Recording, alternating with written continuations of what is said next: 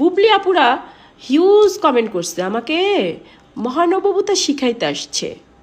আমি এত মহানুভব নাই, আমার মধ্যে নাই এত। আমি অনেক বেশি প্র্যাকটিক্যাল। আপনাদের সাথে তো এগুলো হয় নাই, কারণ আপনারা এগুলো করছেন। এই জন্য আপনারা এগুলো কষ্ট, যন্ত্রণা, মর্মত এগুলো আপনাদের মতো বুবলিরা বুঝবে না, কারণ আপনাদের ন্যাচারই এইটা, আপনাদের অভ্যাসই এইটা, বুঝছেন? এই জন্য আপনারা এগুলো কমেন্টে আসেন তখন হুজুরগিরি দেখাইতে। এত হুজুরগিরি আমার মধ্যে নাই, ঠিক আছে? আমি যেটা বলি স্ট্রেট ফরওয়ার্ড, কারণ অন্যায়কারীকে সবসময় ক্ষমা করতে হয় না। সাকিব খান আর বুবলির কন্যা সন্তান আসছে পৃথিবীতে।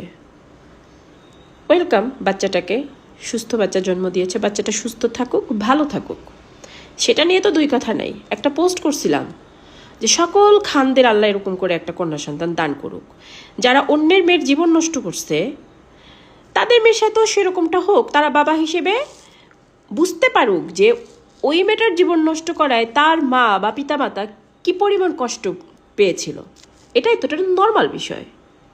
এটাতে দেখলাম বুবলি আপুদের খুব লেগে গেছে, কারণ বুবলি আপুদের তো প্রচণ্ড লাগবেই, কারণ তাদের তো নেচারই থাকে এটা, তাদের তো অভ্যাসই থাকে এটা। তারা জানে অলমোস্ট সাকিব খানদের জীবনে কেউ আছে এবং এটা জেনেই তারা ওখানে এন্ট্রি নেয়। এই জন্যই তাদের লাগছে।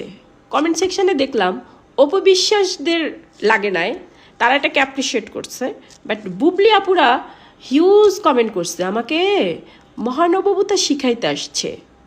আমি এত মহানুভব নাই, আমার মধ্যে নাই এত। আমি অনেক বেশি প্র্যাকটিক্যাল। আপনাদের সাথে তো এগুলো হয় নাই, কারণ আপনারা এগুলো করছেন। এই জন্য আপনারা এগুলো কষ্ট, যন্ত্রণা, মর্মত এগুলো আপনাদের মতো বুবলিরা বুঝবে না, কারণ আপনাদের ন্যাচারই এইটা, আপনাদের অভ্যাসই এইটা, বুঝছেন? এই জন্য আপনারা এগুলো কমেন্টে আসেন তখন হুজুরগিরি দেখাইতে।